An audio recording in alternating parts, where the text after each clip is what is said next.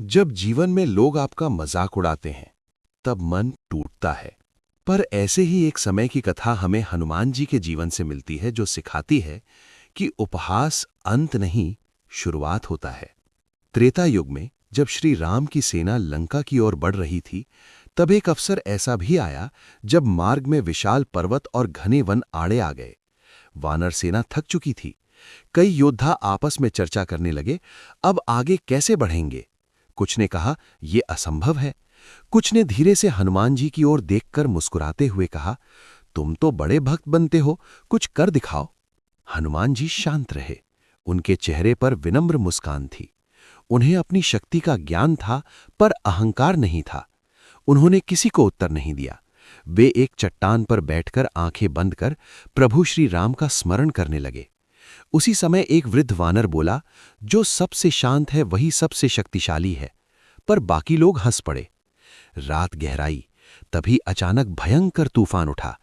पेड़ उखड़ने लगे, सेना भयभीत हो गई। सबको लगा अब प्राण बचाना कठिन है। वही वानर जो हंस रहे थे, अब सहायता के लिए इधर उधर भाग रहे थे। तभी हनुमान जी उठे। उन्होंने पर्वत की ओर देखा और एक ही झटके में विशाल वृक्षों को हटाकर ऐसा मार्ग बना दिया कि पूरी सेना सुरक्षित स्थान पर पहुंच गई। तूफान थमने के बाद सब स्तब्ध थे। जिनकी हंसी गूंज रही थी, अब उनके सिर झुके थे। हनुमान जी ने किसी को दोष नहीं दिया। उन्होंने केवल इतना कहा, संकट में धैर्य ही सबसे बड़ा बल है, और सच्चा बल प्रभु के स्मरण से जागता है। ये कथा केवल वीरता की नहीं, आत्मविश्वास की है। जब लोग आपका मजाक उड़ाएं, तब तुरंत प्रतिक्रिया देने की आवश्यकता नहीं। कभी कभी मौन ही सबसे शक्तिशाली उत्तर होता है। आज भी कई लोग जीवन में ऐसे दौर से गुजरते हैं। पढ़ाई में असफलता, नौकरी में बार बार निराशा, परिवार या मित्रों का ताना, तुमसे नहीं होगा। पर यदि मन में विश्वास अडिग हो, तो वही असफलता एक दिन सफलता की सीढ़ी बनती है।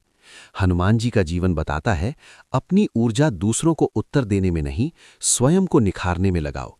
समय आने पर कार्य स्वयं बोलेगा। जब भी कोई आपको कमजोर समझे, मन ही मन कहें, मेरा समय भी आएगा, और अपने लक्ष्य की ओर बढ़ते रहें। उपहास अस्थायी है, पर विश्वास स्थायी।